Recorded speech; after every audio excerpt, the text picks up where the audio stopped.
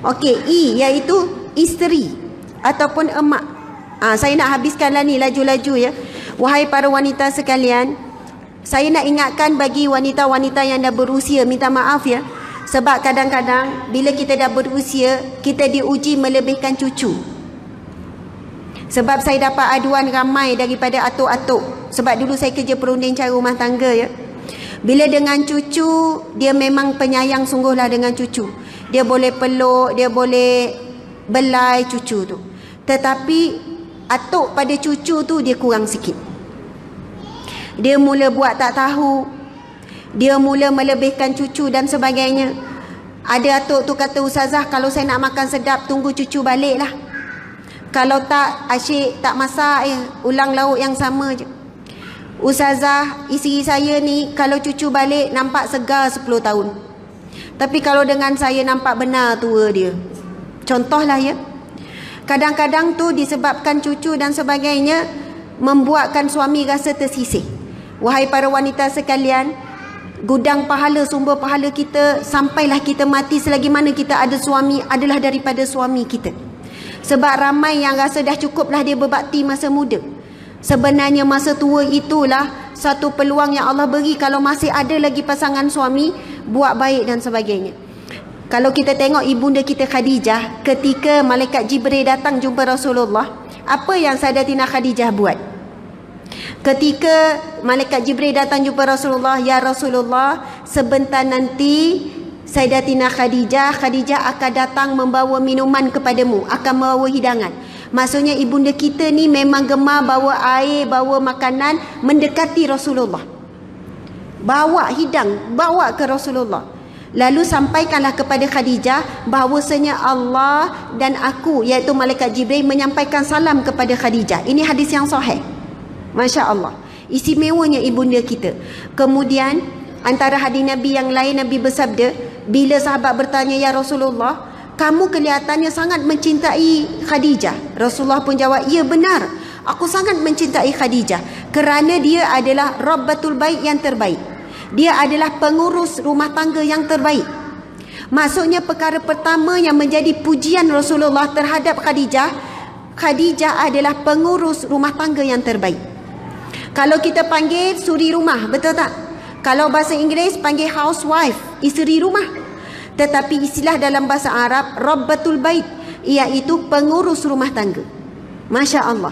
Sebab itu para wanita, para muslimat sekalian, pekerjaan yang kita lakukan berulang kali di dalam rumah kita itu menyapu hari-hari, lipat kain, jemur kain, kemas rumah. Itulah kita buat hari-hari, subhanallah. Mudah-mudahan itulah yang menjadi laluan ke syurga Allah Subhanahu wa taala. Sebab pekerjaan yang kita buat itu tak ada siapa yang puji ke dapat anugerah. Ada tak anugerah suri rumah terbaik? Tak ada, betul kan? Tak ada siapa yang nak hargai kita. Tetapi kita buat juga. Walaupun boring dah lipat kain, tapi lipat juga. Boring dah jemur kain, jemur juga. Buat hari-hari, Masya Allah, pekerjaan yang rutin sampailah meninggal dunia. Subhanallah, kita buat dengan ikhlas, kita buat dengan tekun, kita buat dengan terbaik. Bila lipat tu susun elok-elok, bila jemur kebas-kebas, lepas tu buat elok-elok, nyapu betul-betul.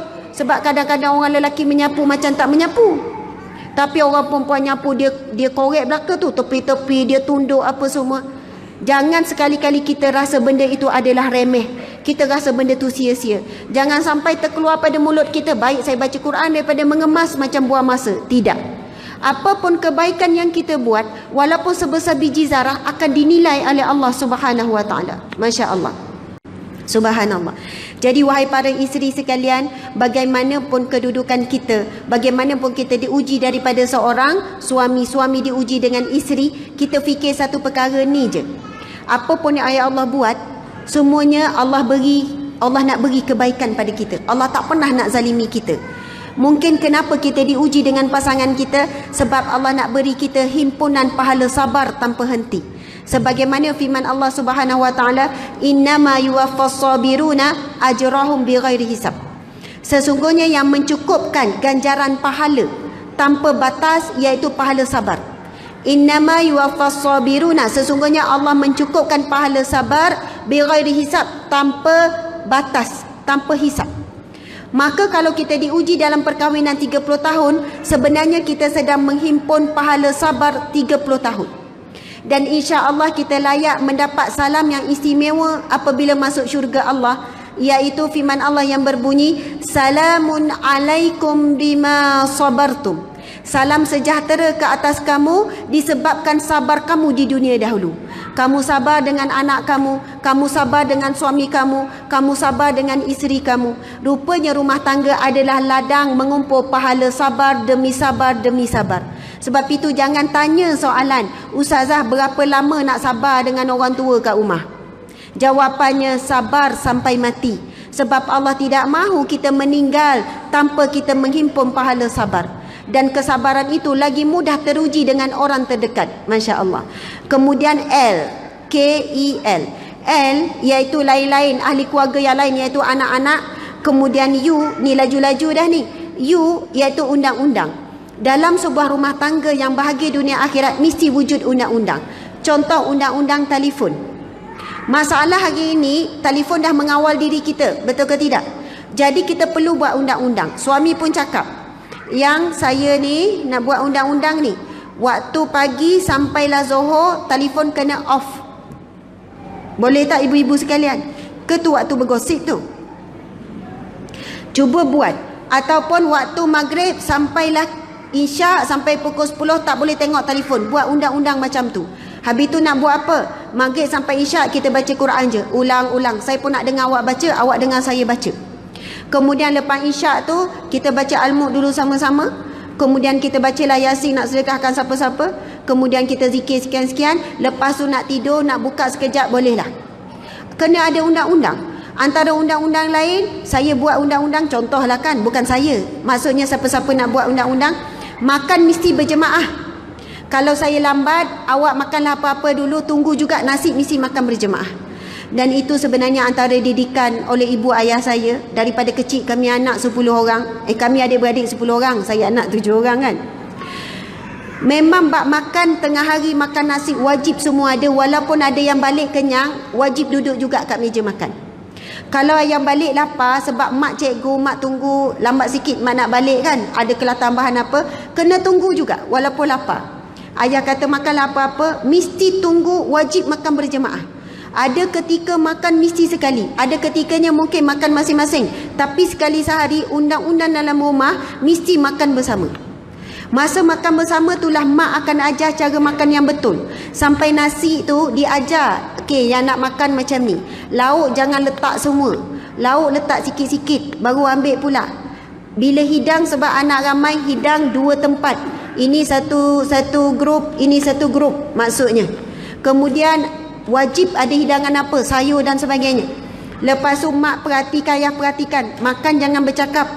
Lepas tu ambil mana yang dekat. Maksudnya didikan masa meja makan tu sangat penting. Lepas tu ada yang makan bunyi kan, ditegur, apa makan berbunyi tu. Kemudian ada yang makan laju, ditegur, makan jangan laju. Sebab bila kita tegur di meja makan ni, dia akan mempengaruhi akhlak di luar meja makan. Dan masa meja makan, jaranglah marah-marah. Apa pun berlaku, suka-suka je.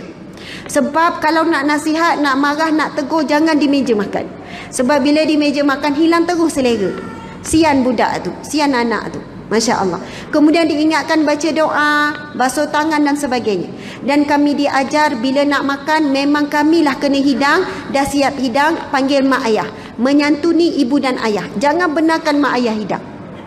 Tapi mak ayah hari ni, dia yang hidang panggil anak-anak makan. Mak ayah hari ni panggil hidang, marilah makan ni. Dah lepas makan, pergilah buat kerja sekolah, mak ngemas. Akhirnya sedang melahirkan tuan dalam rumah. Subhanallah, lepas makan kamilah adik-beradik tak akan biar mak ayah basuh pinggan walaupun satu. Maksudnya mak ayah main-main basuh tangan saja, lepas tu kita lah ngemah apa semua. Mendidik begitu adalah untuk melahirkan anak yang pandai berdikari selepas itu. Subhanallah, Allahu Akbar.